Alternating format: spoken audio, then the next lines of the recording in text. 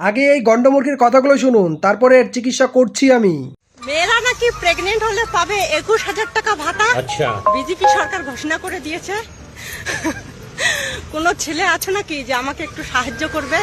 না, মানে 21,000 টাকা আমারও খুব প্রয়োজন ছিল।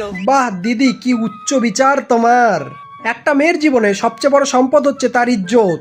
সেই ইজ্জতকেই কিছু টাকার বিনিময়ে তুমি বিলিয়ে দিতে চাচ্ছ। তুমি যে কি ধরনের মহিলা সেটা বোঝা হয়ে গেছে। তোমার যদি এতই টাকার প্রতি লোভ থেকে থাকে, তুমি বরং সোনাগাছিতে গিয়ে কাজ করা শুরু করো। দেখবে এর থেকে অনেক অনেক বেশি পরিমাণে টাকা পাবে। এর জন্য তোমাকে কষ্ট করে প্রেগনেন্ট হতে হবে না। কথাটা শুনে খারাপ লাগলে সরি দিদি, তবে এই কথাটা তোমার কথার পরিপ্রেক্ষিতেই বলতে বাধ্য হয়েছি।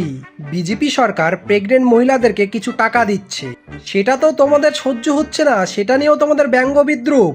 সত্যি তোমরা মানুষ না অমানুষ ভগবানই জানে। সকল পরিবারের আর্থিক অবস্থা ভালো থাকে না, কারণ নুন আনতে পান্তা ফুরিয়ে যায়। সেই সময়টায় কোনো এক প্রেগনেন্ট মহিলা এই টাকাটা যদি পায়, তার যে কতটা উপকার হবে সেটা তোমাদের মতো জঘন্য মাইন্ডসেটের লোক কখনো কল্পনা করতে পারবে না। কোনো বিষয় নিয়ে বিরোধিতা করো, খুব ভালো কথা, তবে বিরোধিতার পরিমাণ এতটুকুই করো পরবর্তীকালে সেই বিরোধিতার কারণে যেন তোমার মান সম্মান হারাতে না হয়।